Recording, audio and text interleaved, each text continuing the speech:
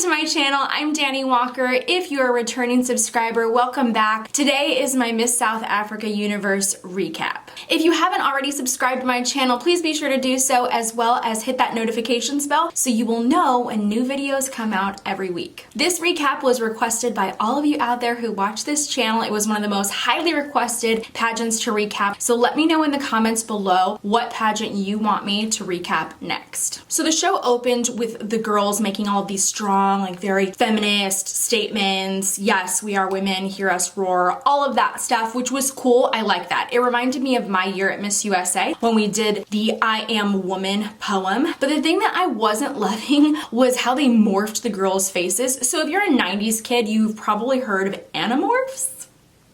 Do you know what I'm talking about? All I could think about was Animorphs. If you don't know what I'm talking about, here it is.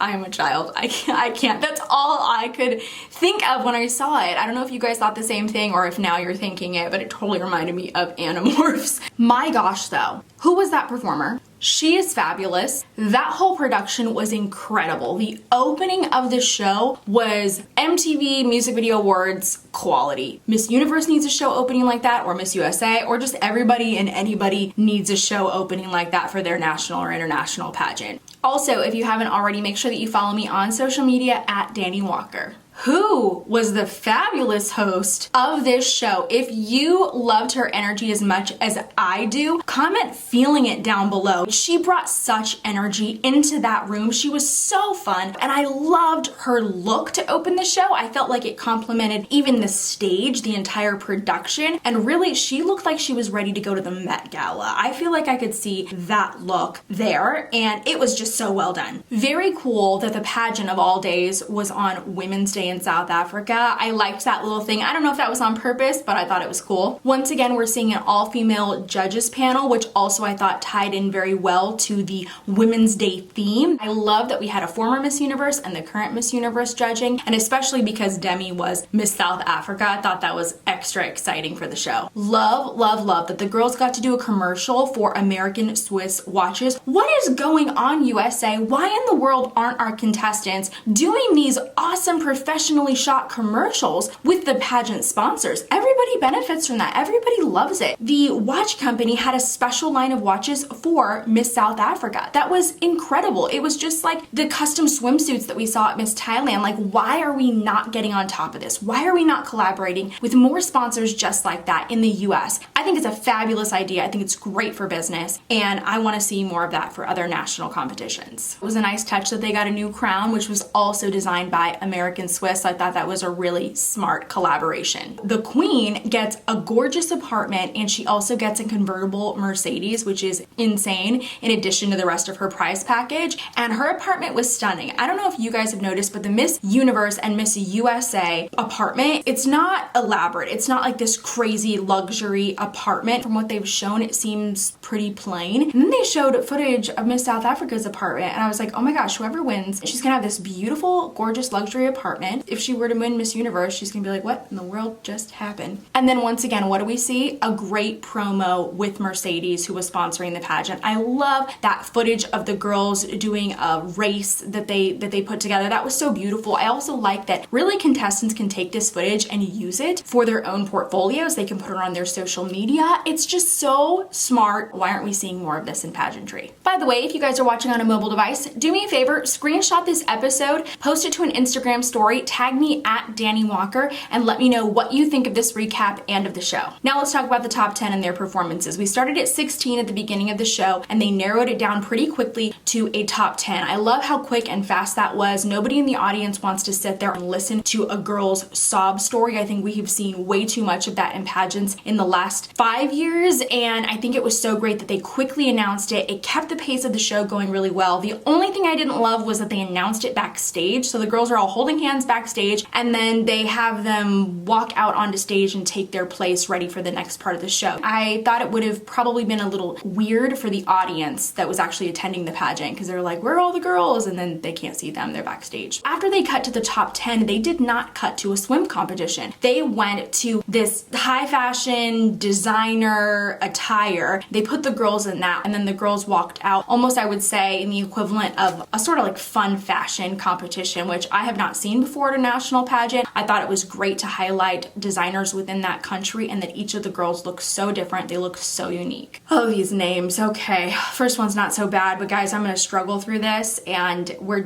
just bear with me right here. The first contestant that stood out to me for this portion was Erin, and what I liked about her was that she was very happy when she walked on stage. I loved that energy. And I want to say that overall, something interesting to note about this competition was the contestants seemed a lot happier on stage, and they smiled a lot more than we see in other national competitions where the contestants might be a little more serious or sultry or sexy. Full big smiles were pretty popular in terms of how the girls were competing this year. The next girl that I liked was Siba. We're just gonna shorten that. Siba?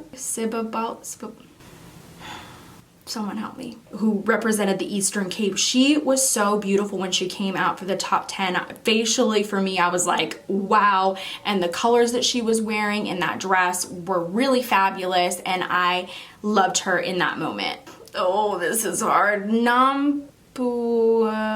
Oh man, Nampumelo.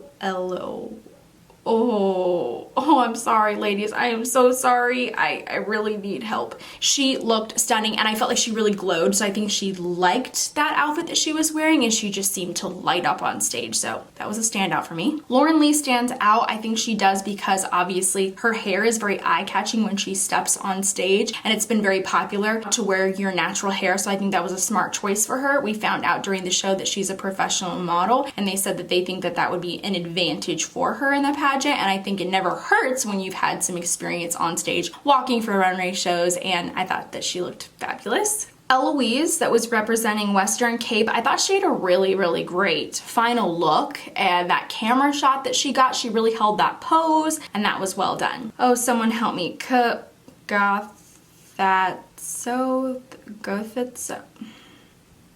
This is rough. Anyways, you could tell, was a fan favorite from the moment that she stepped foot on stage for introduction. She had to wait for the audience to calm down before she could even give her intro earlier, and then when she came out, you heard the crowd roar. So I'm guessing that she must have a big presence outside of the pageant industry, or maybe because of her participation in pageants. I'm not sure. I did not follow the contestants this year. You tell me. Zozibini, our winner.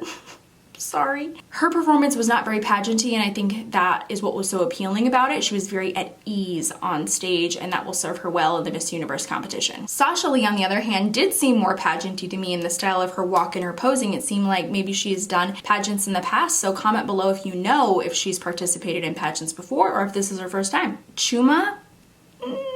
I am so unsure of how to say these names, but Chuma, she shined to me. Loved her smile. That girl looked like she was having so much fun on stage, and I'm a huge fan of that, and to me, she just really lit up. Loved it. As a little side note, a lot of you guys ask if I do offer pageant coaching, and yes, I do. So if you want more information about that, head over to DaniWalkerOfficial.com or message me on social media with your questions if you need some help preparing for your next pageant. Wow, it went to commercial break after that, and our host was looking fabulous in yellow. I love that they had a celebration and a contest for Mother of the Nation for her charitable work and contributions. I thought that was such a sweet moment. Honestly, teared up a little bit because I was like, that was so cute. Like, she just seems like the cutest mom, and I just loved that.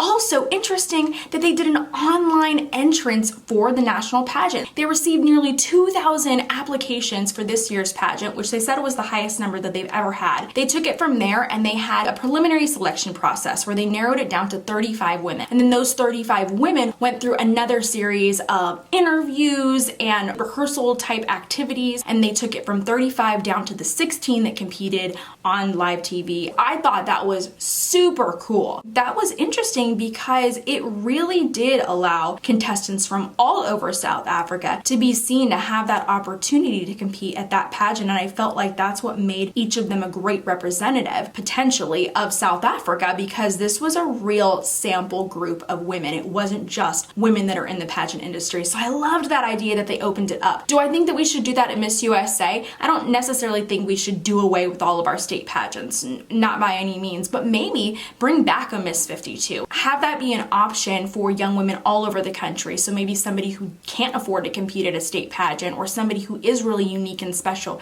can have that chance to hit the stage. But don't do it a few days before they leave to Miss USA.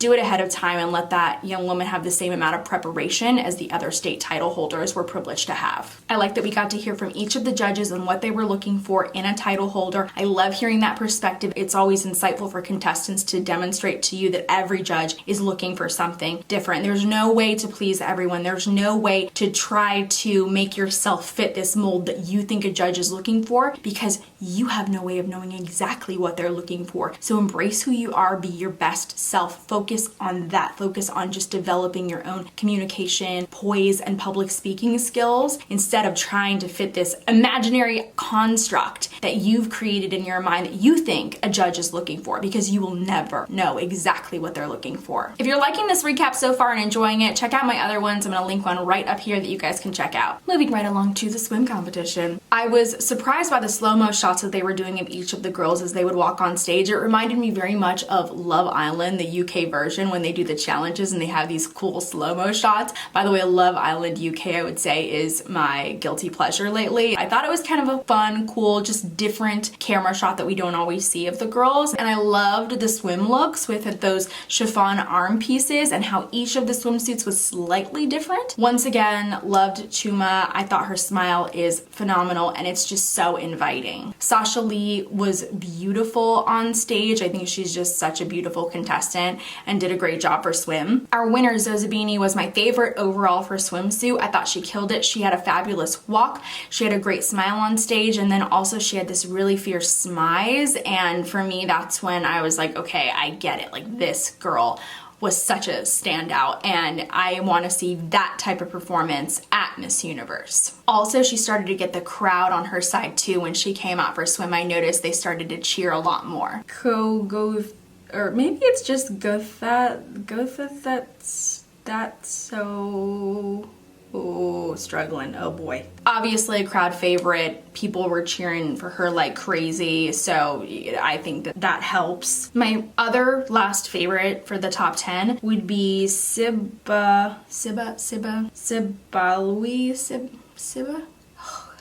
This is rough. She was so confident when she came out. I liked her overall for everything, but for swim, she really shined for me. The last gown that our host wore was that fabulous silver creation, totally obsessed. That was my overall favorite look of hers of the night. Just so fabulous. One thing that's been striking me that's interesting is the way that these other national pageants celebrate our current Miss Universe Cat. If we think about when she made an appearance in Thailand and then also in this show, they really love to bring her on stage, highlight her. She got to do her lava walk, and they give her this special treatment. And I love the way that even though she's not their national title holder, they're still honoring her on stage, and they're making her year special. Like, she earned her spot to be Miss Universe, and I like that we're featuring her during these shows, and I don't know why we don't see more of that at Miss USA, especially because that's the same organization. Now, unfortunately, I was not able to find the onstage question and answers for the contestants, so I only got to see our winner's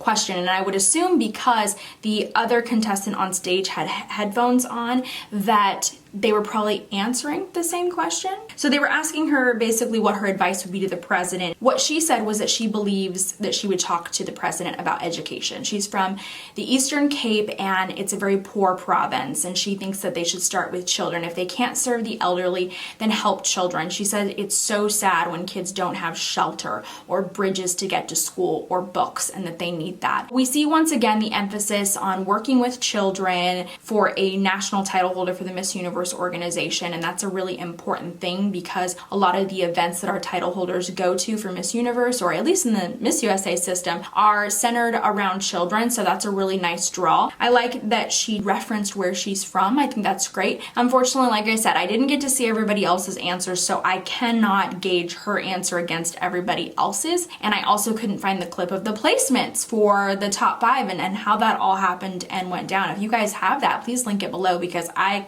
could not find it. Overall, she looked stunning. Her dress was another simple white one-shoulder gown that reminded me of Chesley, and I thought that was just interesting to see that sometimes there's those trends and they work, and she looked beautiful on stage. And I think that obviously something I haven't even talked about is her hair. I know that that will be a point of conversation for people, or I think it is, because everybody wants to talk about that. And I don't know if she's always had short hair, if she cut it for the pageant, if it was a part of her plan to stand out, but she certainly has the face to rock short hair, and I think it's something that's going to make her stand out at the Miss Universe competition. So it's very clear to me why everybody has been favoring her and talking about Miss South Africa again, especially considering you just had a Miss South Africa Universe, and then also that South Africa was in that top 3 last year. So it makes sense. South Africa is coming back for that crown. They're coming in strong, and they're gonna have quite a bit of competition though this year. This is gonna be a great year for the Miss Universe pageant. That was my recap. Let me know what you guys thought of the show. Comment below. Let me know what show you want me to recap next. Be sure to subscribe, hit that notifications bell, and also follow me on social media at Dani Walker. Tune in for next week's episode. I can't wait to see you there.